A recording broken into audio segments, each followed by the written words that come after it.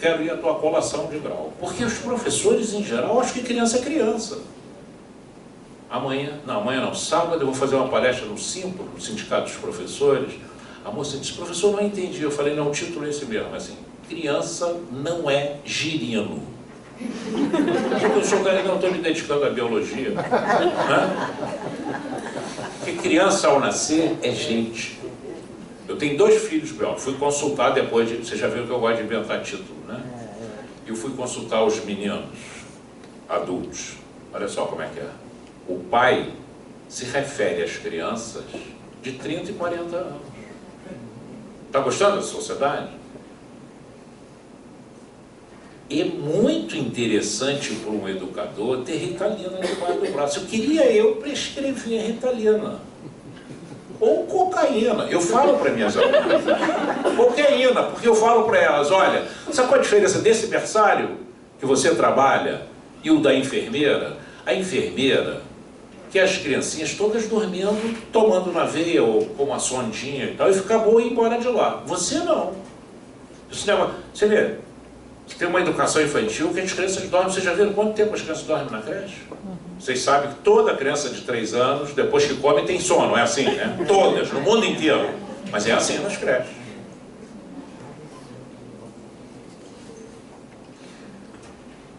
Então elas nascem com inteligência, nascem com capacidade de aprender.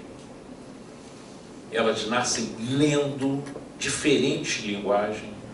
E hoje tem estudos muito interessantes. As primeiras leituras que as crianças fazem, os psicanalistas às vezes não fazem, porque eles ficam de costa para o rosto do paciente. É a leitura da fisionomia. As crianças muito pequenininhas na creche perguntam, você está triste hoje? E você está triste hoje. Porque ela sabe quando você está triste e quando você não está triste. E a gente se esquece, né? Tem outras coisas assim quase que universais. As crianças são tagarelas. Em geral são coisas que a escola não gosta. São tagarelas. São bisbilhoteiras. São brincalhonas. Gosto de andar debaixo. Sabe que se tivesse aqui 5, 6 crianças, eu não estaria sentado, estaria debaixo dessas cadeiras, quebrando, ficam passando, entra. Gosto de toca. Tem uma amiga que... Criança é incrível, né? Ela entra, acha logo um buraco. Mas a gente não considera. Fica quieto, menino, senta aqui, senão não te trago da outra vez. Né? Eu acho que a grande pedagogia, essa é milenar, é a chantagem e a mentira. Isso eu gostaria que esses laboratórios produzissem, um remédio que fizesse nós adultos corrigir essa patologia. Vou dar 2 exemplos. Né? Olha, bota o sapato. Todo mundo aqui viveu isso como criança. Bota o sapato, senão você vai ficar com febre. Você conhece alguma pessoa que ficou descalço e ficou com febre? Vai botar essa blusa que você já vai tossir. Tira a blusa aí para ver se você tosse. Então você tem uma sociedade do espetáculo, mas dissimulada, da mentira. Então vou falar da minha infância.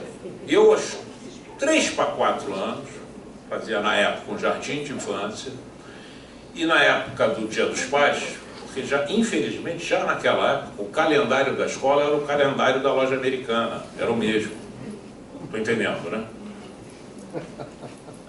Carnaval, não sei o quê, Páscoa, Dia da Mãe, Dia do Pai, isso são os conteúdos, principalmente criança pequena, o pessoal fica na dúvida se ensina, não ensina, se ele aprende, se ele não aprende, se dá A, E, O, U, se ensina um pedacinho, se conta, até, tem isso, né? Criança pequena conta até 10, depois dividido, né? E é uma coisa complexa isso. Como é que consegue ensinar um sistema numérico só um pedaço? As crianças são ótimas, eu fico olhando, como quem diz assim, pô, eles não estão entendendo, que eu já entendi que não é nada assim. Né? Mas aí eu fiz uma gravata, sabe como é que eu fiz? A minha professora, eu tenho quase certeza disso, né? Parte eu tenho certeza porque eu presenciei. Possivelmente era bem casada, gostou disso? Isso é bacana. Bem casada, e tinha um marido muito participativo. Então ela levou aquelas cartolinas e aqueles papéis de presente, e ele passou a noite recortando uma gravata e forrou com papel de presente. Ela trouxe, chegou lá pronto, eu tenho certeza, chegou lá pronto, ela explicou pra gente, assim, botou todo mundo sentado, a gente levantava, a gente não queria aquilo, porque ninguém participou daquilo, estava pronto aquelas gravatas. Gravata não, só um pedaço de papelão forrado, e explicou que a gente tinha que levar papai, que era dia do pai, que pai era uma pessoa muito importante na vida, não desconsiderou que o Henrique, meu amigo, que eu sabia não tinha pai, ela não esqueceu desse detalhe.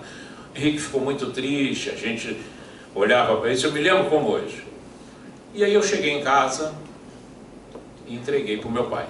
Meu pai, que sabia que eu não tinha feito aquela gravata, agradeceu muito e ainda chamou minha mãe e falou assim: olha o que o Aristeu fez para mim.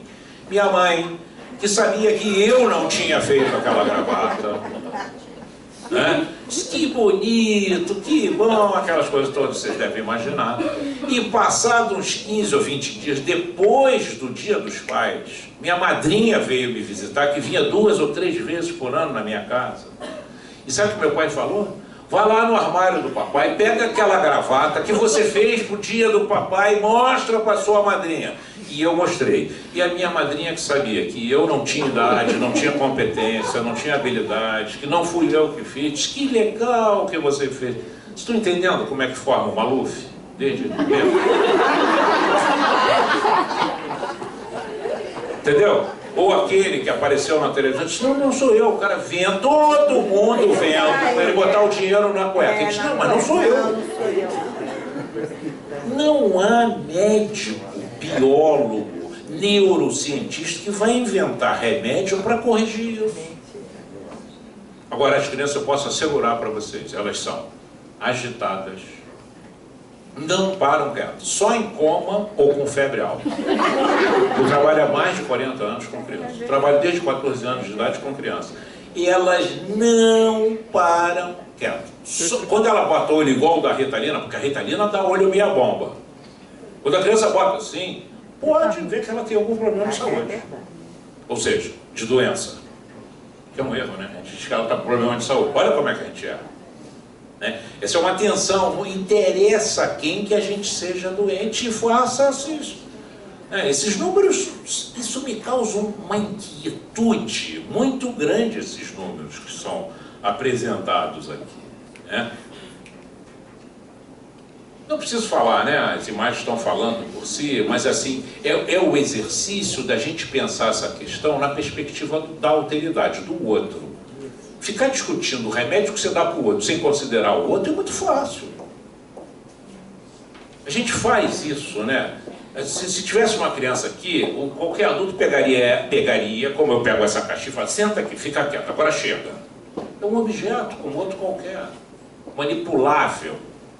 E esse filhote nosso, hoje, legalmente, desde a Constituição, passando pela legislação toda de educação, a legislação de família, ele é cidadão, ou seja, ele adquiriu o direito de ter direito e tem direitos assegurados. O que complica muito mais a gente educar as crianças hoje do que na época do nosso avô. Porque educar quem não tem o que querer é muito mais fácil. Educar alguém que tem o direito de querer e não querer, dá esse problema do mundo adulto. Porque quantos de nós não dão um beijo no tio? A criança tem que dar um beijo nele. Mas não pode mais. Imagina que se a vizinha vem, hein? Faz uma denúncia, diz que está com ação, mandando dar um beijo no tio, que não é meu irmão, né? Nem da mãe dele.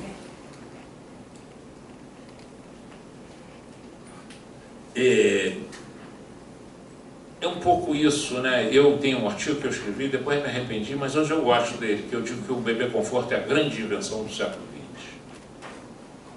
Porque ele transforma as crianças, que é uma mala sem alça, com alça. Para o bar, para o cassino, você leva o bebê. Você libera a mão. Que é uma tentativa do mundo adulto, porque as crianças precisam ser.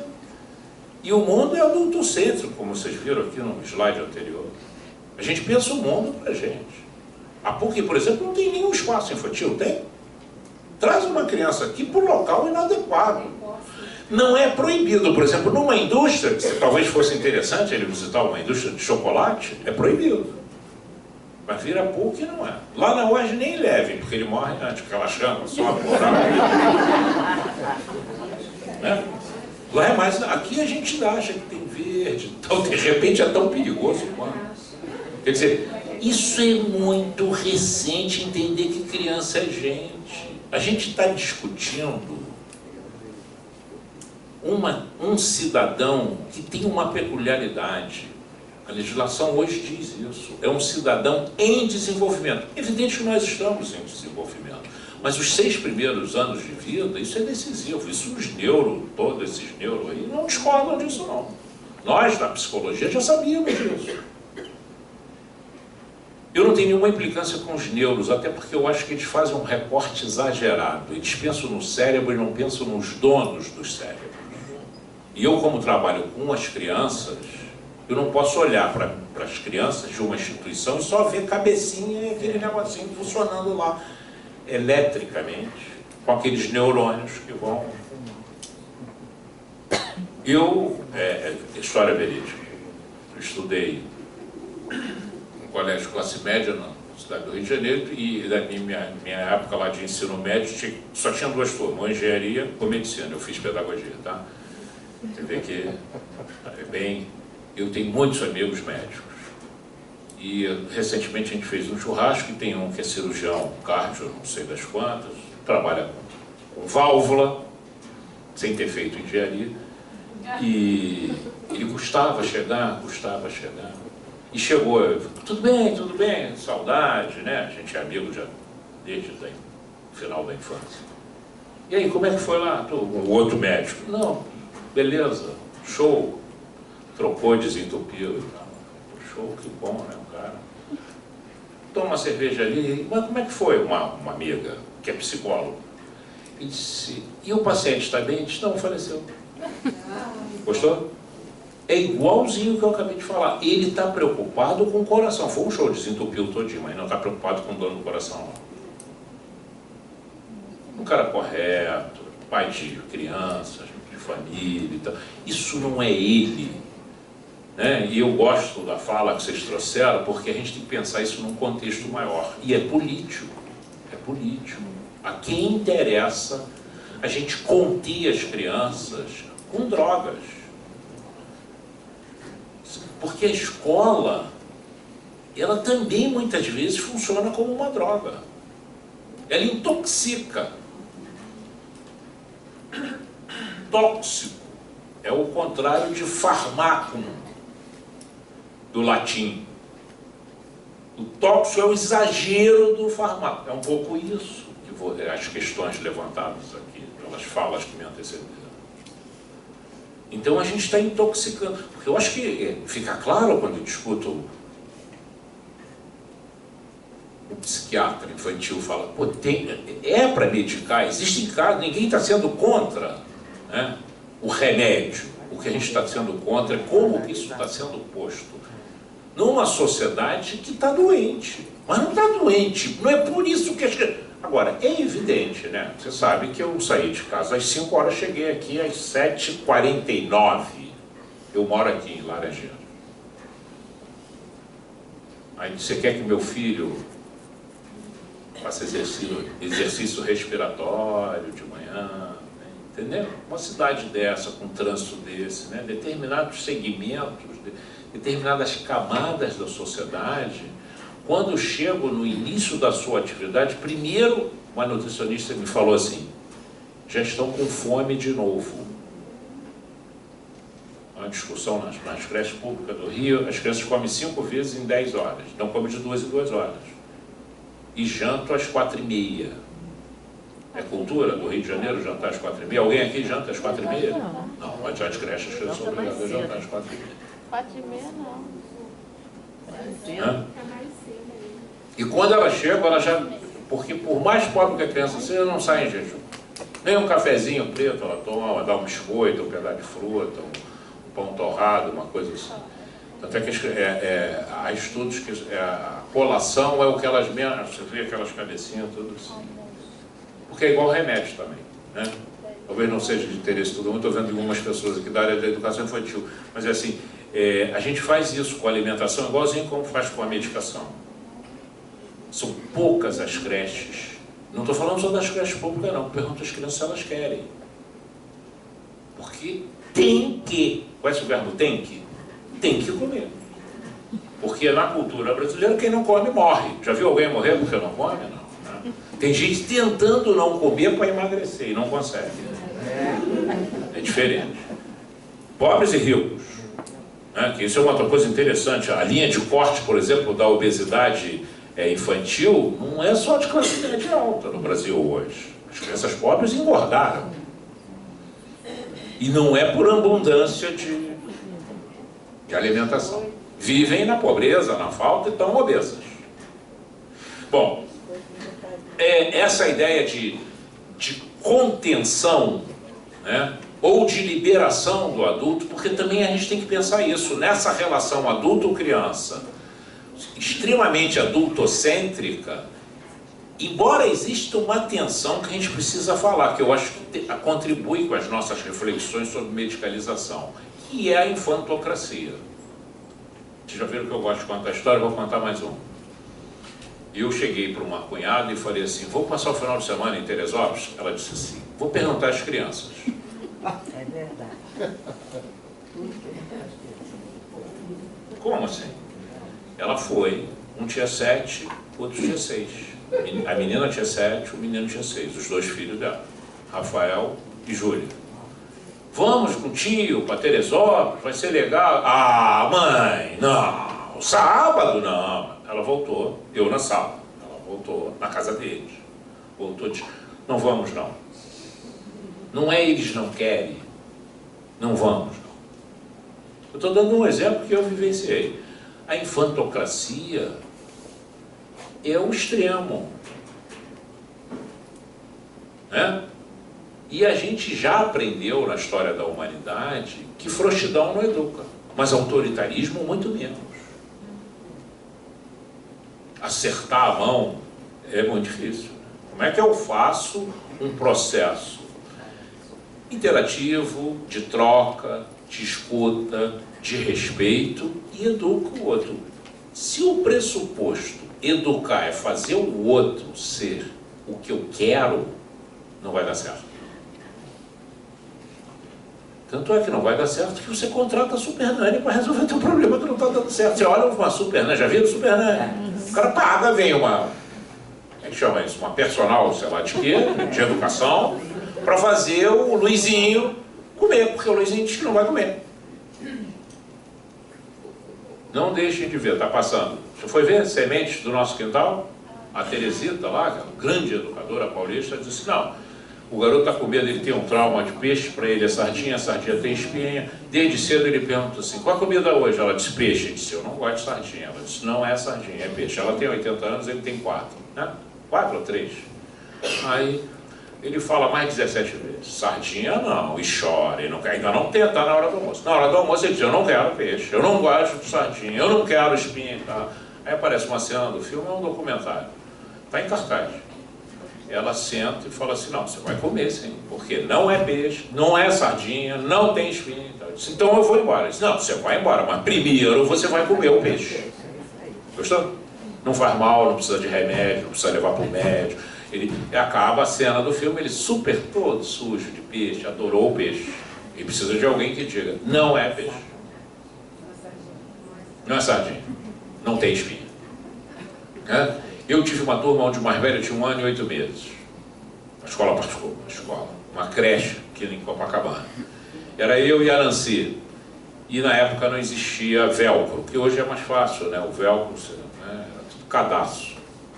E os garotos chegavam, a saída era 5h30, 15 para as 5, eles falavam, vai tirar o sapato? Eu falava, lógico que não. Então eles gostaram disso. 15 para as 5, já todos de banho tomado, normalmente fica enrolando, né? Gostou? Quem é professor aí canta uma música, bota um filme, galinha pintadinha, não sei o quê. Tal. Aí eu tô lá contando história e tal, eu e a Nancy, a hora que um tem que trocar a fralda e tal, aquelas coisas, né? Aí eles falavam assim, posso tirar o sapato? Aí eles respondiam em coro, lógico que não. Isso é altamente educativo. Dizer não, como também, posso tirar o sapato? Pode. E eu acho que isso, eu não tenho estudo farmacológico sobre isso. mas acho que isso funciona, entendeu? Para agitação, para alguns desses transtornos classificados por esses nossos profissionais aí. Que é firmeza, que é segurança, que é afeto, que é respeito, que é escuta, que é interatividade. E eu não tenho dúvida que a escola, ela funciona em muitas coisas. Porque às vezes a gente faz uma crítica à escola. A escola é muito complicada, é uma instituição talvez mais complicada do que a família. Vou dizer porque é simples. É um pensamento de senso comum, não tem nada científico aqui. A família é doméstica, a escola não é. É um espaço não doméstico, complicou. Dentro de casa é mais fácil você entender. Tanto é que a gente tem muito mais estudo assim, aprofundado sobre as relações de parentesco, de família, de falta de família, então, com toda essa cultura nossa judaico-ocidental cristã, do que a questão da escola. Tanto é que você não entende como é que uma escola, por exemplo, que é considerada boa, não tem menina para conviver com os meninos. Por exemplo, a dita melhor escola, pelo Enem, no Rio de Janeiro, tem nome de santo, mas é um horror, pô, não tem mulher. As crianças. Só tem uma discriminação de gênero no século XXI.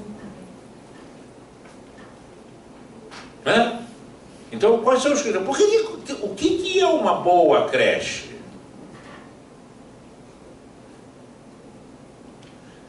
Veja,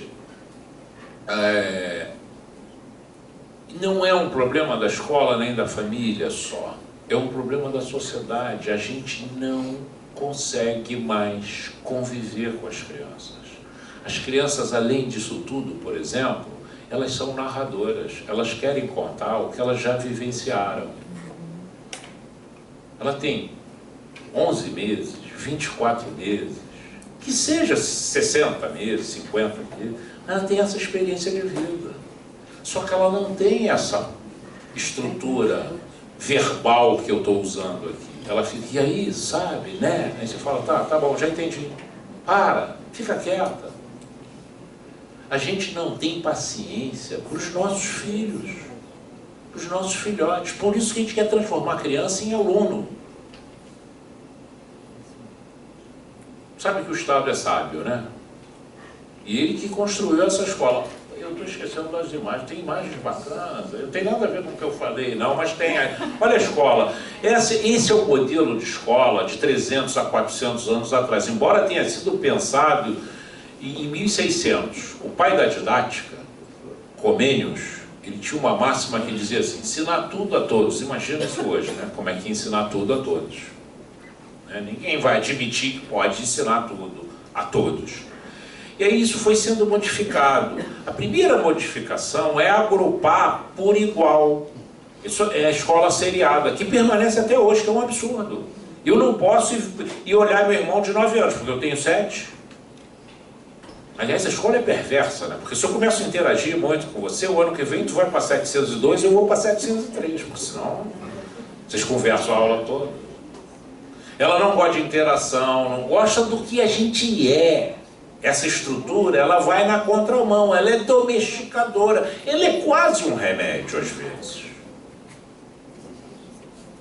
O Foucault trabalha a escola num contexto, sei lá.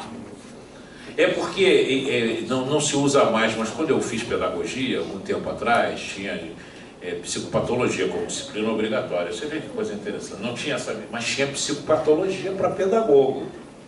E a gente estudava as crianças. Não sei se alguém já ouviu falar isso. Limítrofe.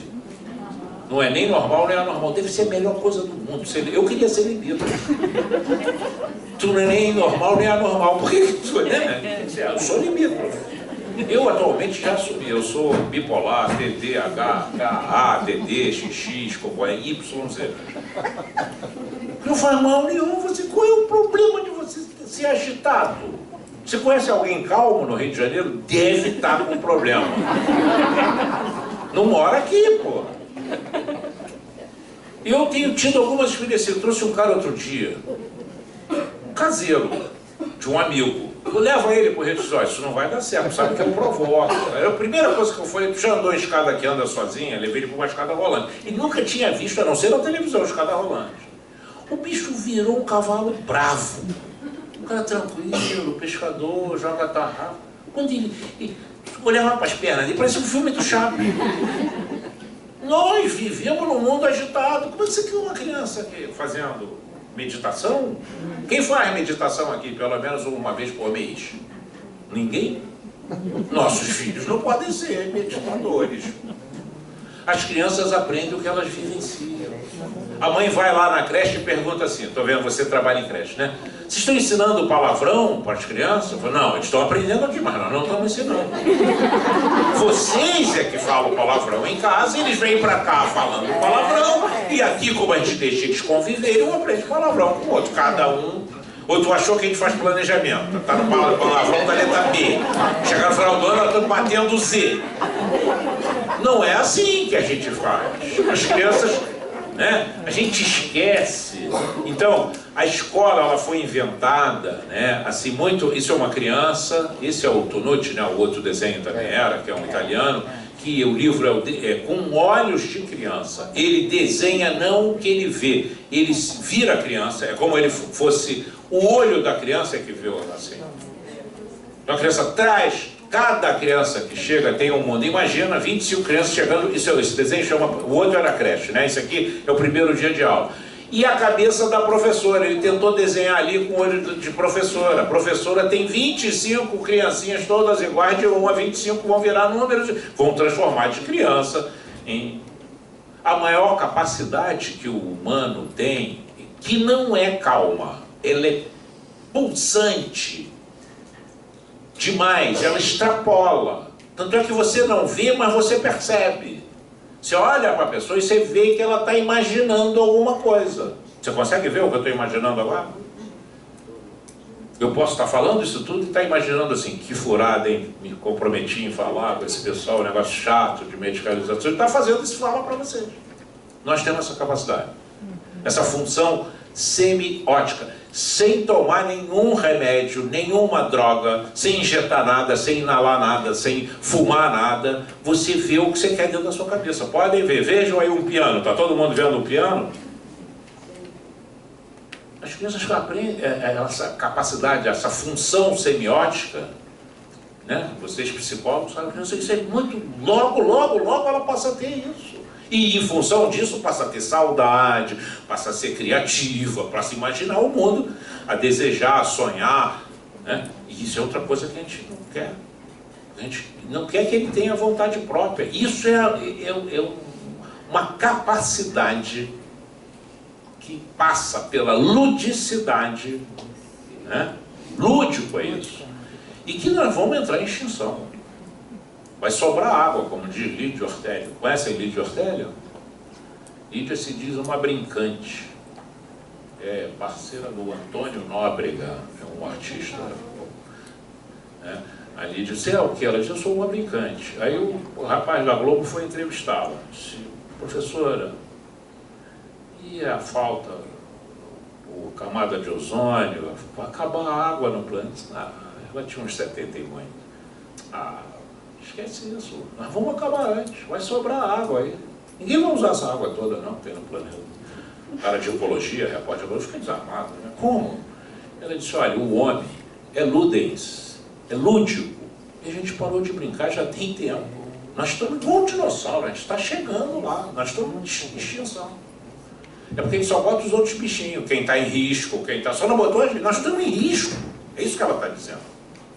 A gente não brinca, ela não está falando não brinca enquanto criança, porque todo mundo aqui, não existe adulto sem ter sido criança. Isso eu acho que os nossos colegas lá da farmacologia, eles esqueceram que Freud, Saddam Hussein, Maluf, Zé Dirceu foram criança também.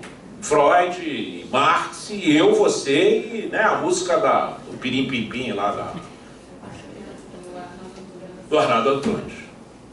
Isso é fundamental você entender, não tem como ser adulto sem ter sido criança. E criança é gente.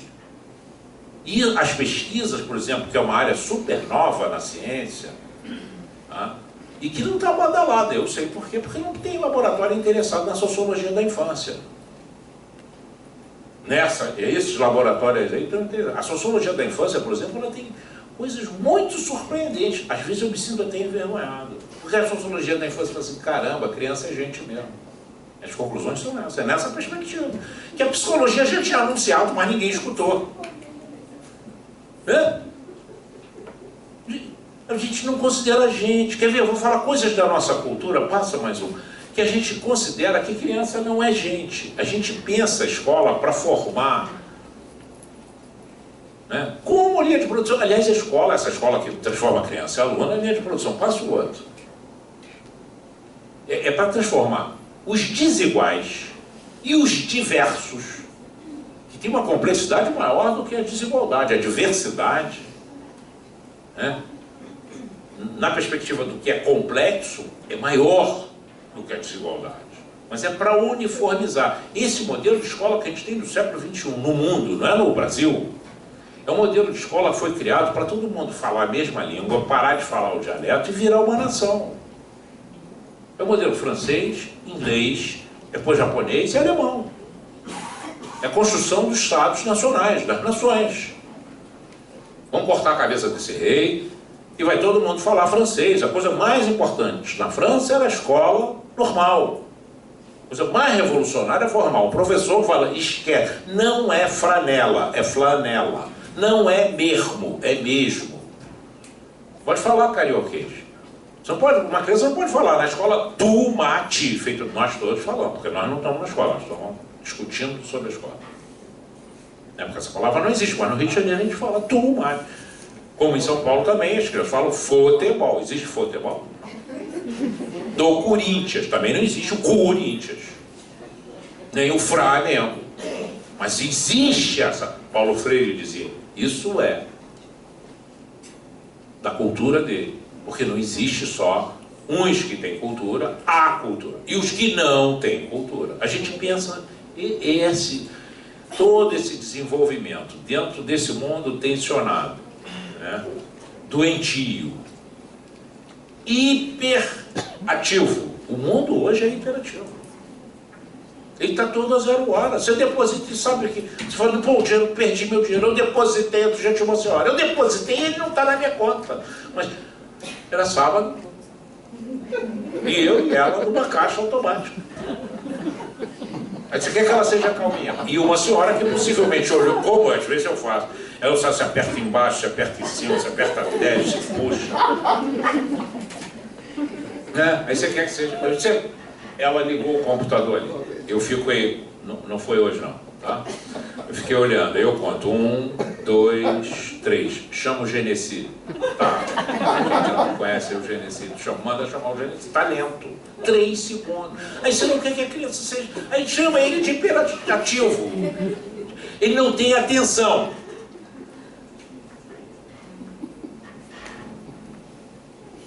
Pensar a criança como uma coisa única é muito complicado. A gente vai errar sempre. E eu não sei como é que estão acertando. E eu tenho visto assim um distúrbio de dose. É distúrbio que chama? Um erro, um equívoco de dose. Eu já entrei numa turma lá na escola com o seu diretor, eu conheço o menino. Ele não para quieto, ele vai lá, ele conversa com todo mundo, ele é amabilíssimo, todo mundo gosta dele, porque ele consegue interagir com a escola, ele não consegue interagir só com a turma dele. Entendeu? Porque todo mundo gosta dele. Do porteiro a você que foi lá visitar. Porque está na escola, o outro não, está sentadinho. Gostou? Bom, aí eu entrei e estava sentadinho com aquele olhinho. Eu falei, o que houve? Ele está doente? Ela disse, não, ela errou a dose. Pensou que não tinha dado e deu de novo, antes de dormir. Não, ele dormiu. A metade da manhã ele dormiu. E também a mãe deve ter uma tranquilidade muito grande para ministrar essa dor, sabe, não tem problema, não tem que pegar engarrafamento. Ela não mora aqui, ele é que mora no Rio, ele e eu que trabalho aqui. Ela está em outro planeta. Não é isolado, né? E eu acho que essa tensão, aí eu queria dialogar depois, eu acho que a gente, lógico que esse evento aqui não dá conta para isso, quer dizer, o que é dialogar? Não é isso. Hoje a gente sabe, ninguém tem um tumor benigno ou maligno por causa do tumor. Ninguém é agitado, ativo, hiperativo, não sei o que, por causa da agitação do hiperativo. Isso já é do, sei lá, eu acho que é do século XV. Pouca informação que eu tenho histórica da área de saúde, né, com um problema muito grave, que o doutor sinalizou. A voz de autoridade do médico, ela parece permanente na história da humanidade. Vocês sabem que na história do Brasil só alternou, né? No Império, a voz de autoridade era do bacharel. Dom João, quando chegou aqui, coitado, veio cheio de advogado, porque, sei lá, Napoleão podia descobrir ele, acho que ele ia entregar os advogados para... Né? Então, a voz de autoridade durante muito tempo no Brasil era do advogado. Doutor era advogado. Depois, com higienismo e tal, aí a voz de autoridade é do médico. Nos anos final dos 50, Brasil moderninho, o pessoal chama de moderno, né? Mas JK para cá, começa a surgir uma voz de autoridade que está aí até hoje, que são os economistas. Foi Mário Henrique Silva que disse, tira o sapato, que ele disse que da calça tira. Voz de autoridade, ninguém discute. E hoje a voz de autoridade, por incrível que pareça, é do jornalista. O Boni falou no Jornal Nacional. Ele passa 5 gotas, isso é muito forte, vou tomar só 3. O Boni disse, eu cito aqui, olha, não é conversa não, a Globo falou. Está lá no jornal. Então, eu trabalho, eu não tenho voz de autoridade profissionalmente, né? Eu sou pedagogo. O pedagogo é quem conduz. O pedagogo era um escravo, conduzia as crianças a um professor, a um preceptor, a um mestre, né? Em geral, crianças não filhas dos escravos, mas dos senhores. Então, é aquele que conduz. Isso é bom para ele. A gente está conduzindo as crianças para onde? O que a gente quer com essa educação? Né? E que criança nós temos? Porque criança não é uma coisa única. Aqui um pouco tem crianças de várias épocas e de várias culturas. Passa a outra. Né? As crianças são diversas, não só porque têm idades diferentes, têm cores diferentes, têm tamanhos diferentes, formas diferentes, estão em contextos diferentes. Numa mesma creche, na Gávea, uma criança pede para fazer xixi, outra pede para mijar, outra pede para urinar. Uma fala caraca, a outra fala cruz credo, a outra fala nossa. Todas estão com sentimento de interjeição, sei lá, do vidro que caiu no chão. E a gente trata a criança, não é só criança não, é porque a gente o foco da discussão hoje. A gente fala, mulher é tudo igual, isso é muito comum. Como as mulheres, o homem é tudo igual. Não é tudo igual. Esse tipo de animal, mamífero, lúdico, que nós somos, ele é interativo e ele se constitui na interatividade. Cada um aqui é o que é a partir do que trouxe e do que recebeu. Isso é conhecido, mas não considerado. Não considerado. Outro dia alguém me falou assim, pô, foi um médico, cara, ele conversou, o cara fez uma anamnese de 1 hora. Eu falei, pô, todos viram ser assim. E uma ocasião eu levei uma senhora no... É Fraga, mas não é o Clementino, é o primo dele. É o Gustavo Fraga. Morreu o ano passado. Ele tinha uns 80 e muitos anos. Ela tossia, era uma senhora. A gente tem um grupo de amigos, leva lá no Gustavo, então ninguém podia levar, ela é viúva. Então eu falei, eu levo. Aí eu fui lá. Cheguei lá e ele começou assim. A senhora lembra como é que seu pai conheceu a sua mãe? Uma ficha em branco. E eu lá sentadinho, calado, você é filho dela? Assim, depois de umas 4 ou 5 perguntas, ele sentiu que ele ia perguntar coisas que talvez eu não pudesse, né? Eu falei, não, eu sou eu. Ela disse, não, ele é meu amigo, ele veio só me trazer. A senhora se incomoda dele ficar? Ele, caneta tinta, umas fichinhas em branco. Aula de metodologia científica, tá? Ele foi escrevendo. E eu... louco para ver a hora que ele ia diagnosticar. E ele matou ali, eu vou contar a história para você. Aí, 1 hora de conversa com a Cândida. Aí ele falou, o senhor, agora nós vamos deixar, dona Cândida, vai lá botar, tira a roupa, tem um avental, aquela coisa de média. Eu fiquei escutando, tirou pressão em pé, sentado, de um lado, do outro lado, um pulso, outro pulso, aquelas coisas que todos deveriam fazer que não fazem. Aí ele voltou, eu falei, ele falou assim, onde é que você trabalha? Eu falei, na UERJ. Com o quê? Eu falei, eu formo professores. Ele, isso é bom.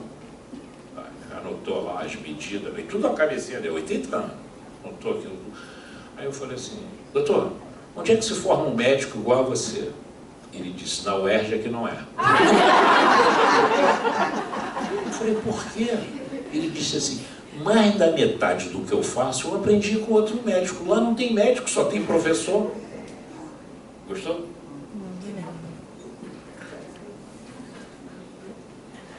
Ele sabe que a Cândida, ele descobriu que a Cândida, todo mundo dizia que ela estava com tuberculose. Ele descobriu, eu não sabia, que ela morava numa casa, numa vila, e que a vizinha, tem uma casa em cima e outra embaixo, como é que chama isso? 101, e a de cima tinha 12 cachorros.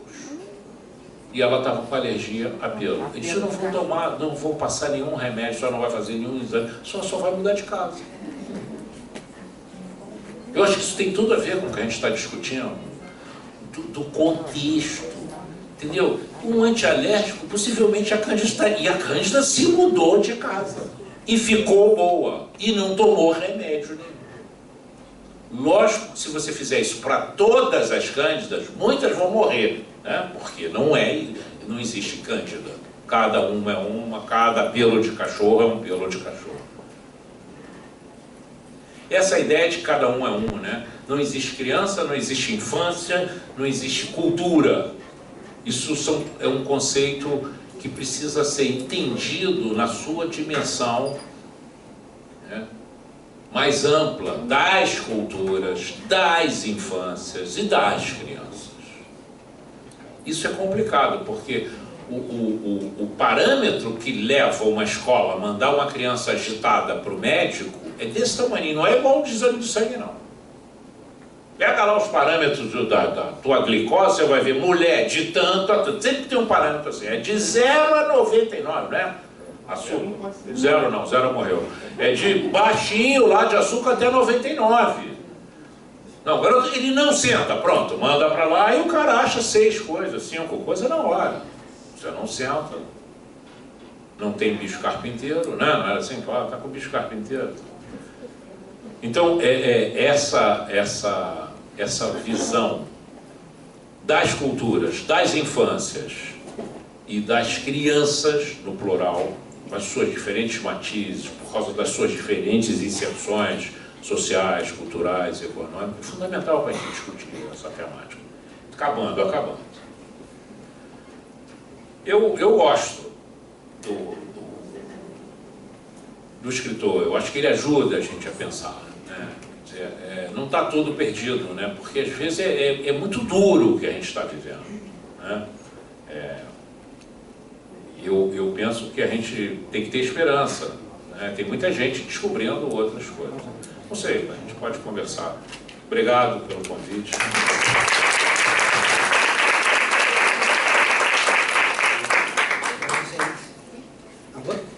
Bom, então eu vou abrir para vocês, depois dos dois falando, eu queria abrir o espaço. A gente tem até as 9 horas, então não vou nem comentar nada, eu queria abrir o espaço para o pessoal da plateia poder falar, comentar, né?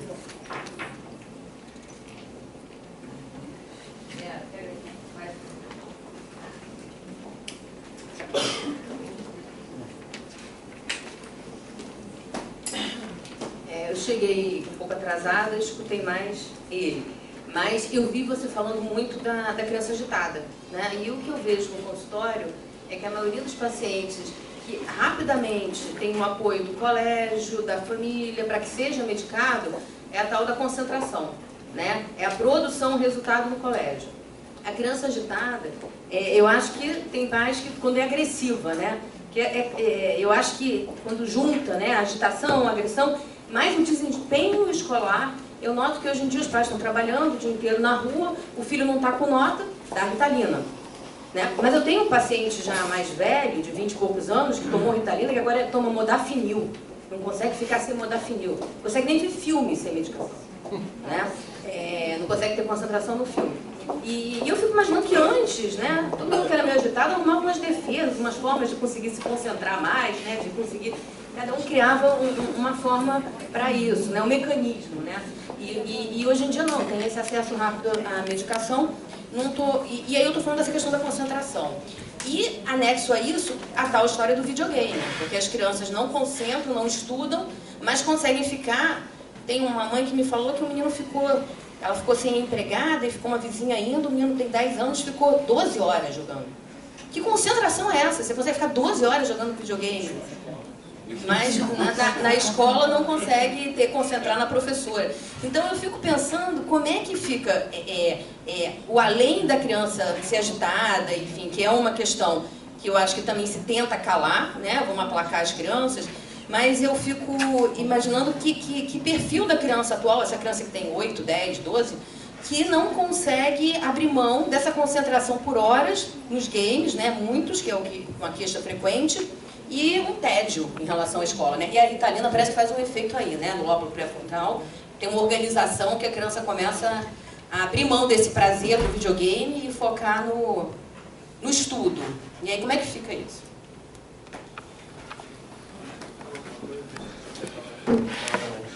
Mas olha só, eu acho que você tem, né, você aponta uma série de questões aí que eu concordo com você. De fato, para mim, né, a gente está falando aí principalmente do transtorno de déficit de atenção e hiperatividade, que é o nome que a medicina deu a esse tipo de comportamento, né? Para mim, o TDAH, mais do que qualquer um outro, é um transtorno, né, da concepção atual dele, é um transtorno escolar